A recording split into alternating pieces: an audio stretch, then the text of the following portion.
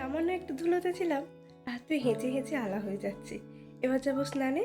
স্নান থেকে এসে আগে ঠাকুর পুজো করে বিছানার কভার টাভার সব পেতে নেব।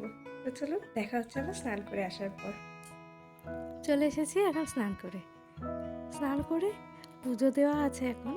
পুজোটা সকালে আজকে দেওয়া হয়নি, স্নানটা তো একটু বেলা করে করলাম সেই কারণে। আর এখন তো শীতকাল পড়ে আছে, শীতকাল পড়ে যাওয়া মানেই ত্বক চুল অবস্থা খুব খারাপ। একটু হেয়ার ড্রায়ার করে চুলটা শুকিয়ে নিচ্ছি। কদিন প্রচণ্ড ঠান্ডা লেগেছে, আর সেই কারণে তো ভাবলাম চুলটা একটু শুকিয়ে নিই, যাতে আর মাথাটা না ভিজে থাকে। তবে এত পরিমাণে চুল উঠছে এখন যে কি বলবো।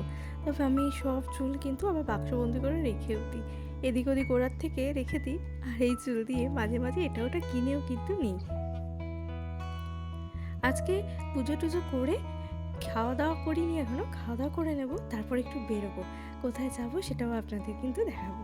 চলুন, এখন আমার এদিকে সব কিছু হয়ে গেছে প্রায়। চুলে লাগিয়ে নেবো একটু সিরাম, আর মুখে একটু ময়েশ্চারাইজার। না না, আজ আর ময়েশ্চারাইজার লাগাইনি, আজকে একেবারে সানস্ক্রিনটাই লাগিয়ে নিয়েছি, কারণ একটু বেরোবো।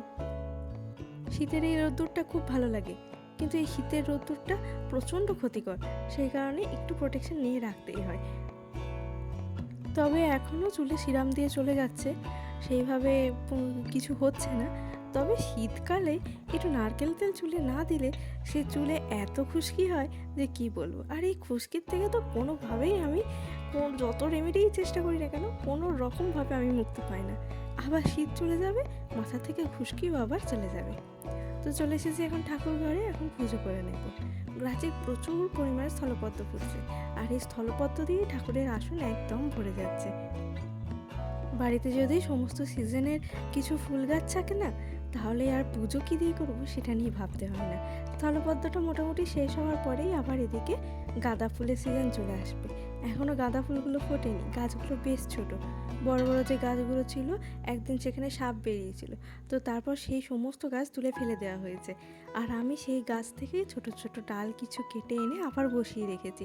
শীতকালে নইলে আবার ফুল পাওয়ার খুব সমস্যা হবে। ঠাকুরের ফুলের জন্য মালা কিনে এনে ঘরে রেখে দিলেও হয়, কিন্তু আমার আবার সেই ফুলটা দিয়ে পুজো করে পোষায় না। ঠাকুরের আসনটা তো ঠিকঠাক ভরে না, আর যতক্ষণ না আসনটা ভরছে আমার শান্তিও হয় না। খাওয়া দাওয়া করে নিয়েছি, পুজো করে এরপর বেরিয়ে পড়েছি। এই যে আমার হাতে যে কলা গাছের চারাটা রয়েছে, এটা নিয়েই যাবো বাবার বাড়ি। সিঙ্গাপুরি কলা, দাঁড়ান গাছটা আপনাদের দেখায়। এই যে একটি কাঁদি হয়েছে, আগের বারও একটা কাঁদি হয়েছিল, সেটা অনেক বড় হয়েছিল, তবে এই কাঁদিটা তুলনামূলক অনেক ছোটো হয়েছে। তো এই কলা গাছের গোড়ার থেকেই তো নতুন চারা বের হয়, তো ওই চারা একটা নিয়ে যাব, যেটা বাড়িতে বসাবো। এখন আমরা দুজন বেরিয়ে পড়েছি, বাড়ির থেকে ঘুরে যাবো আগে মিষ্টির দোকানে। আজকে আমাদের প্রচুর হ্যাপি বার্থডে, তো ওর জন্য নেব একটু মিষ্টি, আর তার সাথে কিছু গিফট। কী গিফট নেব ভাবতে ভাবতে ভাবলাম একটা ওর জন্য ড্রয়িং খাতা আর একটু রং পেন্সিল নিয়ে নিই। আমার মনে হয় একটা বাচ্চাকে যেটা দেবো সেটা যেন তার ভালোও লাগে, আনন্দও পায়, আবার তার সাথে কাজেও লাগে। এখন ওদের স্কুলে ড্রয়িং শেখাচ্ছে, তো ভাবলাম ড্রয়িং খাতায় নিয়ে নিই। আর এদিকে 7 রকমের মিষ্টি নিয়েছি, আর নিয়েছি একটা দই। দইটা তো খুব শুভ, ওর মা তো ওর জন্য পায়েস করবে, আর আমি ভাবলাম একটু দই নিয়ে নিই। আর এই যে মিষ্টি নিয়ে নিয়েছি। মিষ্টি নিয়ে এখন চলে এসেছি হাবুদার দোকানে। মোটামুটি যারা দেইপুর স্কুলে পড়াশোনা করেছে হাবুদার দোকানটাকে খুব ভালোভাবেই চেনে। এই দোকানটা আরও বড় ছিল, কিন্তু যখন রাস্তা হলো তখন দোকানটা একটু ভাঙা পড়েছে, সেই কারণে একটু ছোট। কিন্তু তার জন্য এই দোকানের নাম কোনোভাবেই খারাপ হয়নি, আর জমজমাটিও কমেনি। হাবুদার কাছে মোটামুটি সমস্ত রকমের জিনিসপত্র পাওয়া যায়, আর খুব রিজনেবল প্রাইসে।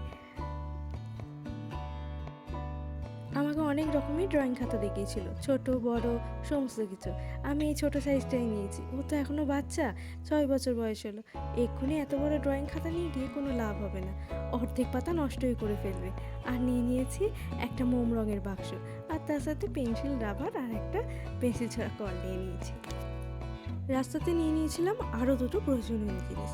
একটা ঘর মোছার জন্য মপ নিয়েছিলাম, আগের মপটা জং পড়ে না ফুলে গেছে, ঘর মোছা যাচ্ছে না। আর নিয়ে নিয়েছিলাম একটা ঝুল ঝাড়ু। আর এদিকে পুজোকে তো ওর গিফট দিয়ে দিয়েছি, ও তো প্রচণ্ড খুশি হয়েছে, আর সঙ্গে সঙ্গে দেখুন বের করে ফেলেছে। শুধু তাই না, আজকে স্নান করে দুপুরবেলায় আমার কাছে খাতা আর রং নিয়ে চলে এসেছে, বলছে কাম্মা তুমি এঁকে দাও, আমি রং করব। চলুন অনেক ঘোরাঘুরি হয়ে গেছে, সকাল থেকে প্রচণ্ড কাজ গেছে, আর যেন শরীরটা বইছে না, মনে হচ্ছে একটু খেয়ে দুপুরে কতক্ষণে শোবো। আর দুপুরে শোবো কি, তার আগে তো বিছানাপত্র পরিষ্কারও করতে হবে। এখনও পর্যন্ত আমার নতুন বিছানার চাদর পাতা হয়নি। এখন বাজে দুপুরে একটা মতন। সকাল সকাল তো সমস্ত কিছু কাচা হয়ে গেছিলো, পর্দা, সমস্ত কভার সব কাচা হয়ে গেছিলো। আর এখন রোদ খুব একটা ওঠেনি, কিন্তু শুকিয়ে গেছে সব কিছু, বেশ হাওয়া ছিল। আর এখন এসে আগে আমি এগুলো সব নির্দিষ্ট জায়গায় জায়গায় রেখে দিচ্ছি। এখন যদি না রাখি, পরে আর রাখতে সময়ও হবে না, আর ইচ্ছেও করবো না। যখনকার কাজ তখন যদি করে নিই, সমস্ত কাজ তাড়াতাড়ি হয়ে যাবে। আর পর্দাগুলোকে আমি সেট করে রেখে দেবো।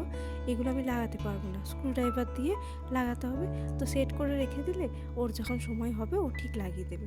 কিন্তু সেট করা না থাকলে তখন আবার আমাকে এসে সেট করতে হবে, আবার লাগাতেও হবে।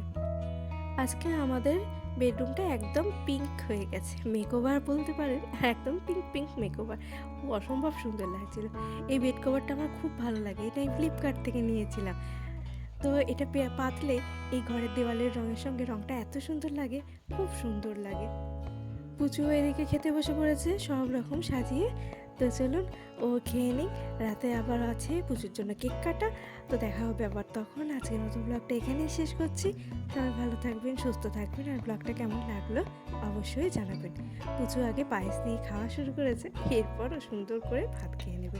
আজকের মতন আসি, দেখা হবে আবার একটি নতুন ব্লগে।